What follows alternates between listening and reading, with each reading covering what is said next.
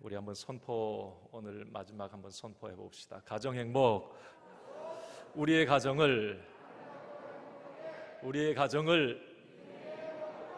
할렐루야. 네. 아름답고 행복한 가정, 믿음의 명가들이 되기를 바랍니다. 지난 5주 동안 이제 5가지 사랑의 언어라고 하는 주제로 함께 은혜를 나누었습니다. 각 가정에 꼭 필요한 사랑의 언어들이 무엇인지, 그리고 성경은 이러한 사랑의 언어에 대해서 어떻게 말씀을 하고 있는지, 우리 하나님은, 예수님은, 성령님은 이 사랑의 언어들을 우리에게 어떻게 사용하시는지, 이 부분을 우리가 살펴보면서 또 이 부분을 가족들에게, 가장 가까운 가족들에게 어떻게 적용해야 될지, 이런 부분을 함께 이제 고민하고 결단하는 시간을 가져왔습니다. 오늘은 이제 사랑의 언어 5번째 시간, 스킨십에 대해서 함께 은혜를 나누도록 하겠습니다. 한 주간 많이 고민됐어요. 이걸 어떻게 하나, 이걸. 스킨십이라고 하는 요 5가지 언어 중에 이제 마지막 언어인데, 상당히 우리가 단어 자체가 좀 부담스럽고 고민이 되었던 주제입니다. 한 주간 신방하면서 이걸 어떻게 하지? 그냥 우리 스킨십이니까 그냥 서로 남자는 남자, 여자는 여자끼리 한번 안아주고 그냥 악수하고 그냥 끝내야 되나?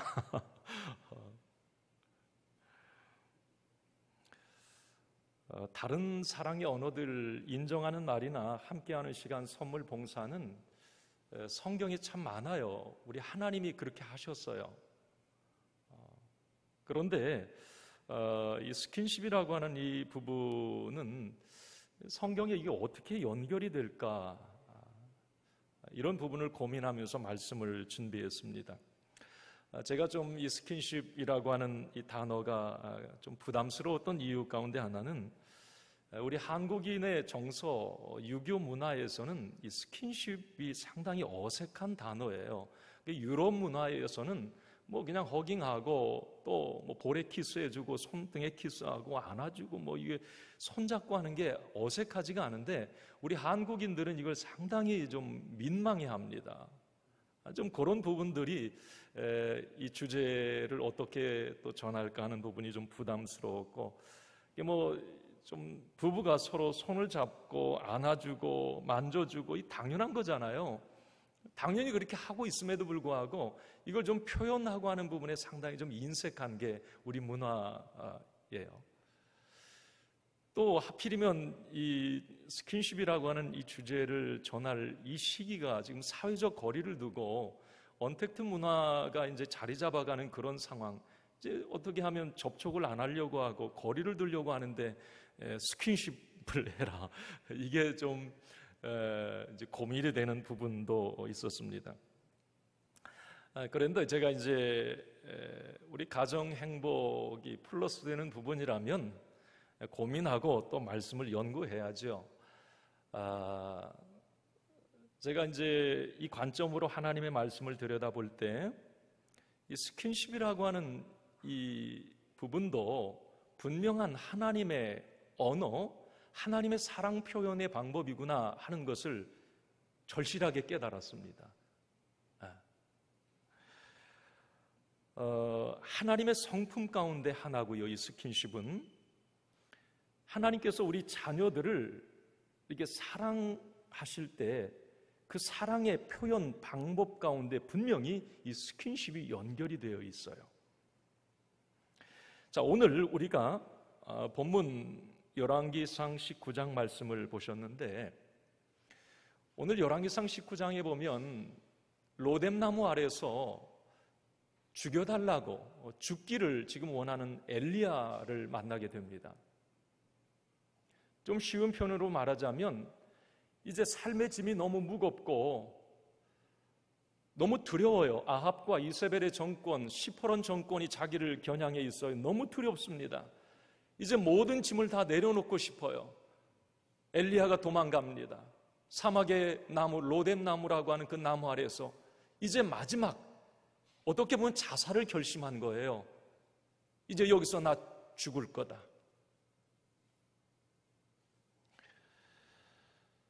그러면서 이 엘리야가 마지막 이제 내뱉는 그 말들, 그 절박한 상황을 오늘 본문에 소개를 하고 있어요. 자, 우리 4절을 오늘 같이 한번 읽어봅시다. 자, 4절 시작. 자기 자신은 광야로 들어가 하루길쯤 가서 한 노뎀나무 아래에서 앉아서 자기가 죽기를 원하여 이르되 여호와여 넉넉하오니 지금 내 생명을 거두시옵소서. 나는 내 조상들보다 낫지 못하니이다 하고. 여러분, 엘리야가 누구입니까? 우리 엘리야 선지자 잘 알죠? 엘리야 하면 능력의 선지자, 기적의 선지자예요. 기적을 많이 베풀었던 믿음의 거장입니다. 그리고 그 당시에 북이스라엘의 민족의 선지자였어요. 일례로 지금 오늘 19장 보셨는데 이 열왕기상 18장에 보면 바로 전에, 며칠 전에 갈멜산에서 바알과 아세라 선지자, 우상 숭배자들이죠. 850대 1, 엘리야 혼자 호롤단신 싸워서 대승을 거뒀어요. 바알 선지자, 아세라 선지자 다 죽었습니다. 이런 통쾌한 승리를 거둔 이 엘리야가 며칠 후에 지금 모든 것이 다 무너져 내리면서 나 죽겠다고 얘기를 합니다.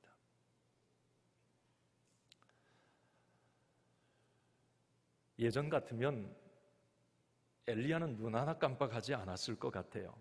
그러나 이제 서슬퍼런 아합과 이세벨, 그들의 너 내가 가만두지 않을 거야. 너 반드시 내가 죽일 거다. 이세벨의 그 협박 앞에 엘리야는 무너져 내립니다. 이러한 절체절명의 순간에 모든 것을 포기하고 이제 마지막 로뎀나무 아래서 죽기를 원하면서 하나님 나 죽여주세요. 나 여기서 목숨을 그냥 끊고 싶습니다. 그때 하나님은 천사를 통해서 엘리야를 만나주십니다. 로뎀나무 아래 쓰러져 절규하는 엘리야를 하나님의 천사, 여호와의 천사가 위로하십니다. 새 힘을 주시고 그를 다시 일어서게 하십니다. 자, 그런데 오늘 하나님께서 엘리야에게 새 힘을 주시고 그를 다시 일으켜 세우시는 방법이 어루만지심이었다고 하는 거예요. 스킨십입니다. 제가 이 말씀을 묵상하면서 하나님은 음성으로도 말씀해 주실 수 있어요. 엘리야야 일어나라. 내가 너와 함께 할 거야. 많은 선지자들이 그렇게 하나님의 음성을 들었으니까요. 그런데 오늘 엘리야에게는 하나님이 특별히 그를 터치하십니다. 어루만져 주세요. 오늘 5절에 보면 또 7절에 그런 표현이 나옵니다. 우리 5절 한번 같이 읽어봅시다. 로뎀나무 아래에 누워 자더니 천사가 그를 어루만지며 그에게 이르되 일어나서 먹으라 하는지라. 어루만지며 그에게 이르시되 일어나서 먹으라. 어루만지셨다. 쓰러져 있는 엘리야를 만져주셨어요. 7절에 이런 말씀이 있습니다. 시작. 여호와의 천사가 또 다시 와서 어루만지며 이르되 일어나 먹으라. 내가 갈 길을 다 가지 못할까 하노라 하는지라. 아멘. 이 어루만졌다라고 하는 이 표현, 영어 NIV 성경에 찾아보니까 touched him, 그래서 터치했다. 그러니까 하나님이 터치하신 거예요, 엘리야를. 사랑의 터치가 이루어진 겁니다. 하나님께서는 이렇게 스킨십, 터치, 접촉이라고 하는 사랑의 언어를 통해서 엘리야의 고갈된 사랑의 탱크를 채워주셨던 거죠. 제가 생각해 볼 때 지금 엘리야에게 필요한 사랑의 언어가 뭘까? 인정하는 말? 함께하는 시간? 선물? 어떤 봉사? 그것보다도 이 엘리야에게 지금 절실히 필요한 사랑의 언어는 스킨십, 하나님의 어루만지심이었다고 하는 겁니다. 엘리야는 하나님의 스킨십을 통해서 큰 위로를 받고 다시 일어섭니다. 그리고 마지막 사명자의 길을 걸어가게 됩니다. 만약에 지금 엘리야에게 이런 절체절명의 상황에서 하나님의 어루만지심, 하나님의 스킨십이 없었다면 엘리야는 다시 일어서지 못했을 거예요. 그냥 주저앉아서 자살로 그 인생을 마감했을 수도 있습니다. 하나님께서는 스킨십을 통해 엘리야를 살려주신 거지요. 사랑의 터치를 통해서 일어서게 하시고 힘과 용기를 주셨습니다. 성경에 보면 이런 스킨십을 통한 하나님의 사랑의 표현이 너무 많아요. 하나님의 만지심, 하나님의 품으심, 하나님의 안아주심, 하나님의 오른손으로 붙드심, 이건 다 하나님의 터치를 말합니다. 스킨십이에요. 하나님은 이러한 사랑의 언어를 통해서 우리를 위로하시고 격려하시고 힘과 용기를 주시는 분이십니다. 저도 제 짧은 인생을 뒤돌아보면 저의 로뎀나무도 많았던 것 같아요. 지쳐 쓰러져 있을 때. 자, 그때마다 제가 생각해보면 오늘 이 말씀을 묵상하면서 그 마음이 많이 와 닿았어요. 그게 뭐냐면 그 지쳐 쓰러져 있을 때 어떤 때는 기도의 자리에서 하나님이 나를 이렇게 품어주세요. 이렇게. 그 사랑을 내가 느낄 수가 있어요. 하나님이 나를 안아주시는 것 같은 그런 생각이 들 때가 있어요. 너무 큰 위로가 되고 이런 부분들이 하나님의 만져주심이구나, 하나님의 어루만지심이구나, 이런 생각을 제가 갖습니다. 아마 여러분들도 믿음 생활하시면서 이런 하나님의 사랑의 터치, 나를 품어주시고 나를 안아주시는, 그래서 나에게 힘과 용기를 주시는 이런 하나님을 어려울 때 만나신 분들이 많을 거예요. 오늘 엘리야도 그렇습니다. 힘들고 어려울 때 하나님은 그를 어루만져 주세요. 엘리야야 일어나라, 엘리야야 일어나라, 엘리야야 일어나라. 하나님이 만져주세요. 이사야 40장 11절에 보면 우리 하나님은 이런 분이시라고 구체적으로 이렇게 표현을 하고 있습니다.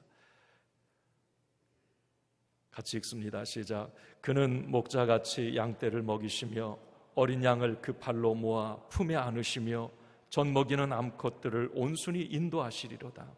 아멘. 우리를 가까이에서 우리를 먹이시고 우리를 품에 안아주시고 우리를 온순히 인도해 주신다.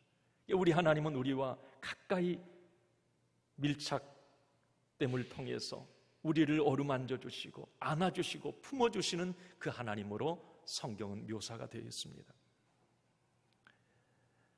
자, 그러면 저는 오늘 이러한 하나님의 어떤 품으심과 이 하나님의 사랑이 가장 잘 이루어져야 될 곳이 어디일까를 생각해 보면 우리 가정이에요.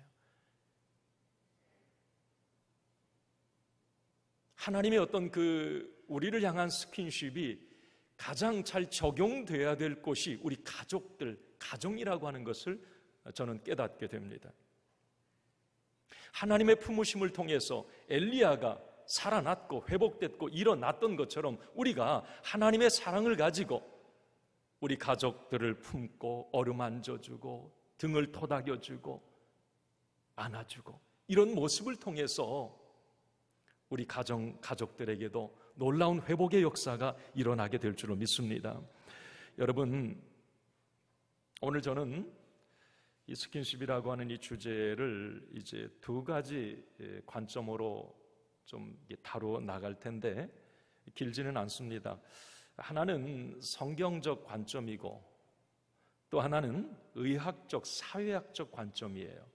자, 쉽게 말하면 성경적으로 볼 때 그리고 의학적, 사회학적인 관점으로 볼 때 이 스킨십이 우리에게 어떤 유익을 주느냐 말이에요. 이걸 알아야 우리가 가족들과 스킨십을 만들어 갈 거 아니에요. 자, 중요한 것은 이 스킨십, 사랑의 터치는 치유와 회복을 일으켜 줍니다. 한번 같이 읽습니다. 시작. 스킨십, 사랑의 터치는 치유와 회복을 일으킵니다. 오늘 본문에 보면 하나님의 천사가 엘리야를 어루만지십니다.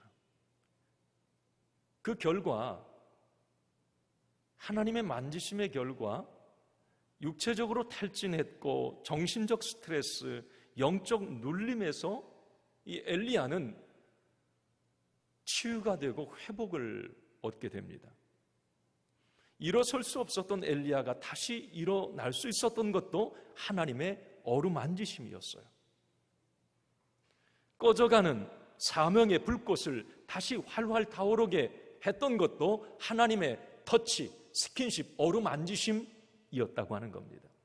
오늘 열왕기상 19장, 오늘 이제 전반부 보셨는데 뒤후반부에 보면 하나님의 만지심을 통해서 힘과 용기를 얻은 이 엘리야가 호렙산까지 40일을 걸어가요. 호렙산에서 기도하고 하나님의 음성을 듣습니다. 그리고 이 엘리야가 한 일이 뭐냐면 아람 왕과 또 이스라엘의 두 왕을 세우고 후계자 엘리사를 세우는 장면이 나와요. 만약에 로뎀나무에서 하나님의 어루만지심이 없었다면, 하나님의 품으심과 안아주심이 없었다면 엘리야는 그 뒤에 이런 놀라운 일을 할 수가 없었을 겁니다.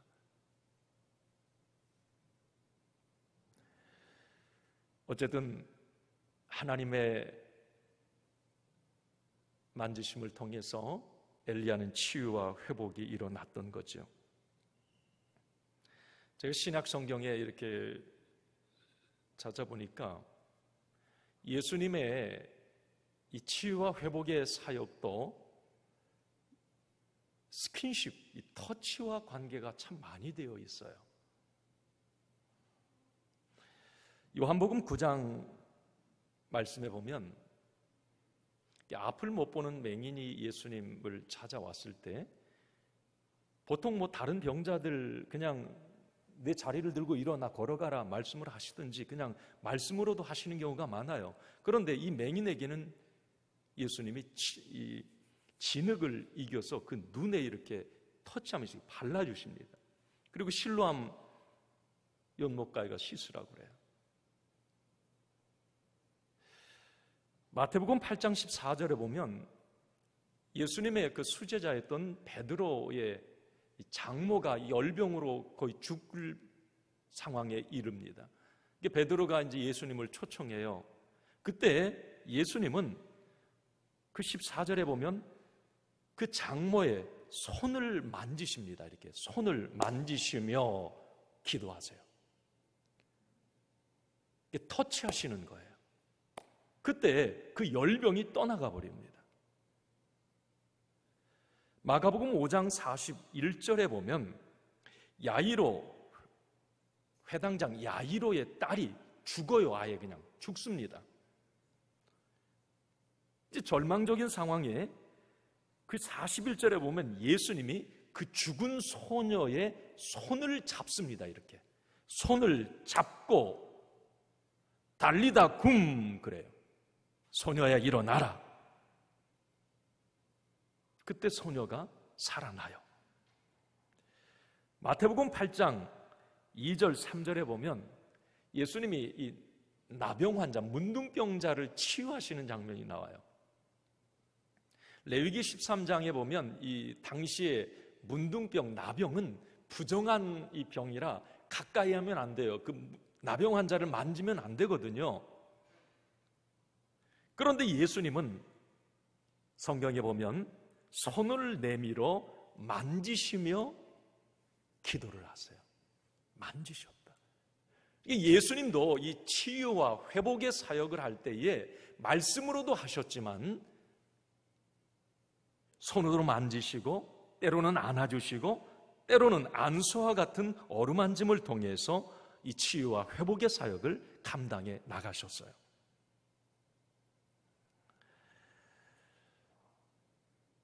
그렇다면 우리의 가정에서 이 가족들 간의 이 스킨십, 사랑의 터치 어떤 치료와 회복을 가져다 줄까? 분명히 하나님도 예수님도 스킨십, 사랑의 터치를 통해서 많은 치유와 회복의 역사를 일으키셨는데, 자, 그러면 우리 가족들에게, 자, 우리 이제 남편과 아내가, 자녀들이, 부모가 뭔가 이 사랑의 터치들이 이루어질 때, 스킨십이 이루어질 때, 자, 어떤 치유와 회복의 역사들이 가족들 간에 일어날까? 제가 의학적인 이제 통계들, 이 보고서들과 또 이 사회학자, 심리학자들의 이제 보고 몇 가지 사례들을 좀 소개하면서 이 스킨십에는 놀라운 치유와 회복의 역사가 일어난다라고 하는 것을 여러분들이 알고 가족들끼리 좀 이 스킨십이 이제 많아졌으면 좋겠어요. 자, 먼저 이 부모가 자녀들에게 이제 스킨십 하는 겁니다. 제가 어렸을 때, 지금도 기억이 생생해요. 배가 아프면 우리 어머니가 제 옷 속으로 손을 쑥 넣어서 이 배를 이렇게 쓰다듬어 주세요. 그럼 엄마 손은 약손, 엄마 손은 약손, 그래 이렇게 배를 만져주시면서.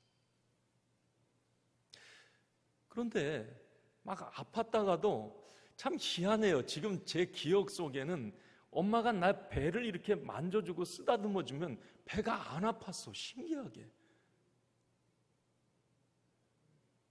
여러분, 의학적으로 이게 증명이 됐어요. 사랑하는 사람의 이 터치는 치유와 회복의 능력이 있다는 거예요. 여러분, 엄마만큼 자식을 사랑하는 사람이 있을까요? 그 자식이 아프다고 그랬을 때 그걸 어루만지며 엄마의 사랑이 다 전달되지 않겠어요? 여러분, 우리 한국의 이 포대기 문화이죠. 애기, 옛날에 아기 이렇게 포대기로 안아 키웠잖아요. 유럽에서 한때 이 포대기 문화에 찬사를 보냈습니다. 왜 그러냐면 너무 의학적으로 너무 좋은 어떤 그런 문화를 우리 한국이 가지고 있는 거, 이 포대기 아이. 여러분, 아이를 포대기에 이렇게 들쳐매면 어떠나요? 딱 달라붙죠. 엄마와 그 아이가 딱 달라붙어요. 아이를 앞으로 휙 돌려가지고 이렇게 매도 딱 가슴에 이 달라붙어 있는 거예요. 엄마와 아이가 이 밀착된 스킨십이 있을 때 아이는 안정감을 갖게 되고 그 아이의 면역력이 증가가 된다는 거예요. 여러분, 우리가 이 부모님들이 그래서 이 자녀들을 많이 쓰다듬어 줘야 돼요. 우리 손자, 손녀들도 얼마나 우리 할머니, 할아버지가 사랑을 해요. 이 안고 이렇게 쓰다듬어 주는 게 그 아이에게 그렇게 면역력이 강해지고 건강하게 아이가 자란다는 거예요. 아이가 안정감을 갖는다는 거죠. 1980년대가 이제 의학계에서는 의학이 가장 발전하는 이 시기가 이 80년대였다고 합니다. 그때 미국의 큰 산부인과 병원에서 있었던 일 하나를 소개하면, 여러분, 조산아들 있죠. 아이들이 일찍 태어난 이 두 가지 경우였대요. 이제 병원에 이렇게 들어와도 이제 죽거나 이제 건강하게 살거나 이 두 부류예요. 아이를 인큐베이터 안에 조산아를 넣어놓고 거기다 써놓은 게 뭐냐면 아이를 절대 건드리지 마세요 였어요. 터치하지 마세요. 그런데 어떤 아이는 죽어요. 그런데 어떤 아이는 건강하게 살아요. 참 이상하다. 똑같은 환경이고 똑같은 약을 쓰는데 왜 그러지? 그걸 추적 조사한 결과 이런 것이 발견된 거예요. 건강하게 살아난 아이들의 경우 이 간호사들이 그 아이가 보채고 올 때 규정을 위반하고 그 아이를 안아주거나 두드려주고 쓰다듬어 준 아이들이 대부분 건강하게 퇴원을 했다는 거예요.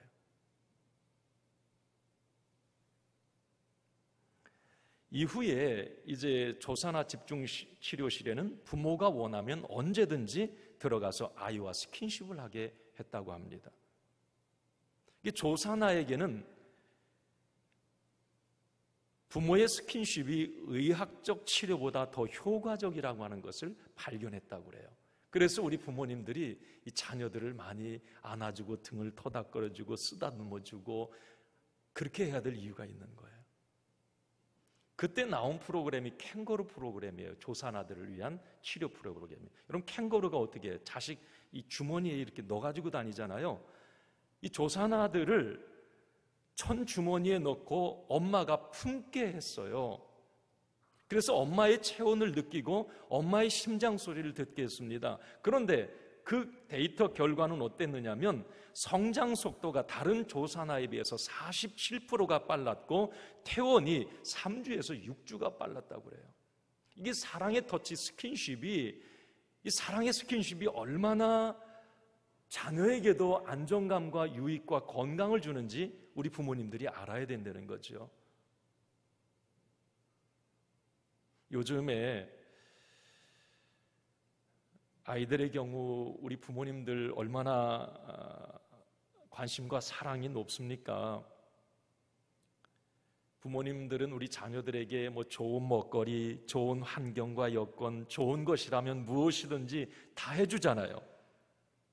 그러나 자녀들의 육체적, 정신적 건강을 위한 사랑의 터치, 스킨십이 오늘날 가정에 많이 사라져가고 있어요. 너무 인색하다는 거죠, 이 부분. 좀 더 안아주고 쓰다듬어주고 만져주는 이런 사랑의 터치가 약하다는 거죠. 제가 이런 생각이 들어요. 마가복음 이 10장 13절에 보니까 예수님이 이렇게 하셨어요. 한번 우리 같이 한번 읽어볼까요? 시작. 사람들이 예수께서 만져주심을 바라고 아이들을 데리고 오매. 자, 이 부모님들이 예수께서 만져주심을 바라고 자기 자녀들을 예수님 만져주심, 터치해 주시기, 스킨십해 주시기를 원했어요. 아이들을 데려왔어요. 그때 예수님은 그 바로 16절에 이렇게 이어집니다. 한번 읽습니다. 시작. 그 어린 아이들을 안고 그들 위에 안수하시고 축복하시니라. 안아주셨어요. 그리고 안수하셨어요. 우리 예수님도 우리 자녀들, 어린 아이들을 이렇게 품으시고 안아주셨어요. 자, 여러분이 이제 오늘 스킨십이라고 하는 이 주제를 여러분들이 생각하면서 뭐 자식들이 크면 뭐 그냥 자기 손대는 거 싫어할 수도 있어요. 그렇지만 이건 좀 습관화되면 참 좋습니다. 그냥 좀 이렇게 안아주고 등을 토닥거려주고. 여러분, 우리 남자들 같은 경우는 아빠, 나는 남자가 아들이 없어서 이렇게 좀 그래요. 그래도 뭐 이 딸들이 와서 나를 이렇게 안아줘요, 이렇게. 여러분, 아빠가 아들을 이렇게 안아주는 거, 그 아들에게 얼마나 큰 위로가 될까? 이 아들의 어떤 등을 이렇게 토닥거려 줄 때 아빠의 그 터치가 그 아들에게 얼마나 큰 위로와 힘이 될까? 뭔가 그 아들이 지금 지쳐하고 힘들어하는 게 있다면, 이건 뭐 나이가 40이 되고 50이 된 아들도 상관없어요. 부모가 그렇게 하는 것은 얼마든지 알 수 있어요. 우리가 딸들을 우리 엄마들이 안아주고. 자, 이런 사랑의 터치, 접촉이 예수님도 그렇게 하셨으니까 우리 가족들 간에 이런 사랑의 터치가 많아지기를 바랍니다. 우리 자녀들이 그래서 건강하게 자랐으면 좋겠어요. 부부의 경우 사례를 좀 말씀을 드립니다. 이 부부의 경우 스킨십은 너무 중요합니다. 또한 유일하게 스킨십이 허락된 남녀 관계는 부부관계밖에 없어요. 부부의 스킨십, 사랑의 터치는 부부의 친밀도를 측정할 수 있는 가늠자입니다. 이게 뭘 말하느냐면, 부부관계가 좋은 경우요, 거리가 가깝다는 거예요. 제가 예배 드릴 때나 이런 평상시 여러분 이 교회 안에서 이렇게 움직임을 볼 때, 저 부부가 부부관계가 좋구나, 이 부부의 이 사랑의 어떤 관계가 참 좋구나 하는 것 어느 정도로 알 수 있거든요. 이 부부 관계가 아름다우면 가깝다는 거예요.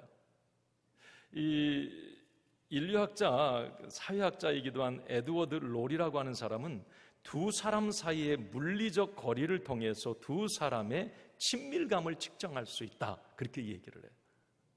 지금도 여러분 예배에 이렇게 앉아 있는데 어떤 분들은 부부가 같이 앉아 있는 경우도 있고, 어떤 경우는 뭐 멀찍이 여기 앉아 있고 저 뒤에 앉아 있고 이런 경우도 있어요.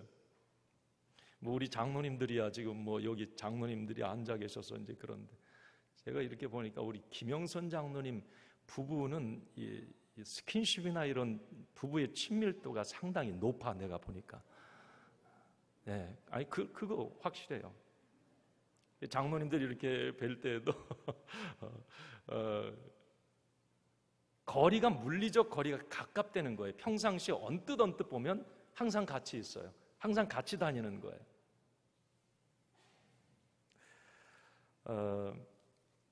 저 같은 경우도 거의 뭐 우리 신학교 동기들 모임이나 모든 모임을 다 부부의 모임으로 다 바꿔버렸어요. 그래서 항상 그래요. 왜 그렇게 맨날 같이 다니냐고. 김동수 목사는 사모 부부와 항상 같이 다니는 사람, 이렇게 아주 인식이 돼 있어요.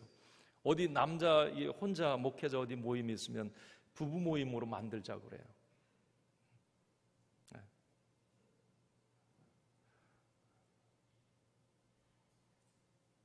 식사도 혼자 초대하면 안 갑니다. 그냥 잘. 이 부부의 어떤 이 관계. 자, 부부의 스킨십이라고 하는 것은 손을 잡는 것, 안아주는 것, 쓰다듬어 주는 것, 만져주는 것, 성적인 연합까지 모든 것을 다 포함합니다. 이 스킨십이라고 하는 것. 독일의 의사이자 베스트셀러 작가인 바르텐 박사가 쓴 책 하나, 여러분 뭐 시간 되면 좀 읽어보세요. 접촉, 스킨십의 심리와 의학적 효능. 이 스킨십, 접촉하는 게, 이게 만져주고 이게 안아주는 게 얼마나 이 건강한, 우리가 아까 아이들에게도 그런데 이 부부관계 속에서도 똑같다는 거예요. 이 부부 사이의 스킨십은 부부의 건강, 소통, 친밀감, 행복을 좌우한다는 겁니다. 그 책에 보면 이런 얘기를 해요. 부부가 외도하는 경우 있잖아요. 바람난다 그러는데 그 부부는 90% 이상 스킨십이 거의 없는 부부라는 거예요. 그리고 어떤 의학적 효능이 있느냐면, 이 부부의 스킨십은 의학적 보고에 의하면 스킨십이 많은 부부는 스트레스를 덜 받고 심장장애, 심근경색이 월등히 낮다는 겁니다. 그리고 사랑의 터치가 많은 부부의 경우 암 발생 확률이 현저히 낮았으며 장수하는 경우가 많았다고 합니다. 자, 이래도 부부 스킨십 안 하실래요? 오늘 예배 마치면 손이라도 좀 따뜻하게 이렇게 잡아주세요. 내 아내, 내 남편 등을 도닥거려주고, 뭐 요즘 안아주는 거 뭐 부끄럽습니까? 그냥 이렇게 좀 안아주고. 스킨십이 주는 이 유익, 부부간에도 너무 많은 거죠. 바르텐 박사는 그런 권면을 해요. 그 책에 제가 읽어드리면, 만지고 쓰다듬고 안아라. 나의 온기가 너를 치유할지니. 뭐 성경 말씀 쓰듯이 그렇게 해놨어요. 그리고 인생에 공짜는 없다. 단 포옹만은 공짜다. 그렇게 써놨어요. 여러분, 성경에서 말씀하고 있는 이 부부의 관계, 부부는 반드시 친밀해야 되고 가까이 있어야 되고 붙어 있어야 되는 게 이 부부라고 하는 것을 성경에서는 확실히 말씀하고 있어요. 여러분, 창세기 2장 22절 말씀해 보면 이런 말씀이 있어요. 자, 한번 같이 읽어봅시다. 시작.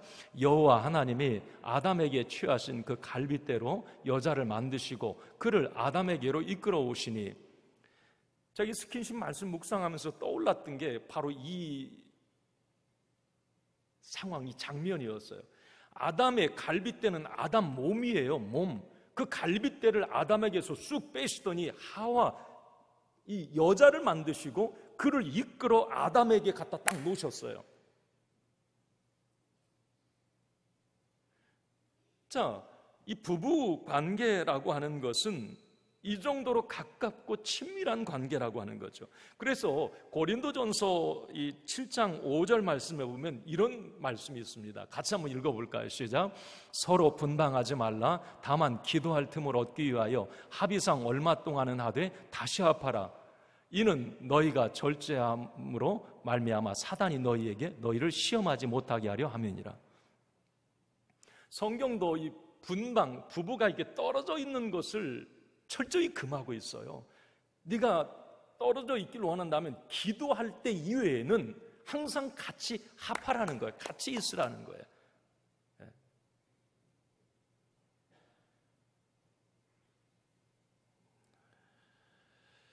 가끔씩 여러분들도 아마 그러셨을 거예요.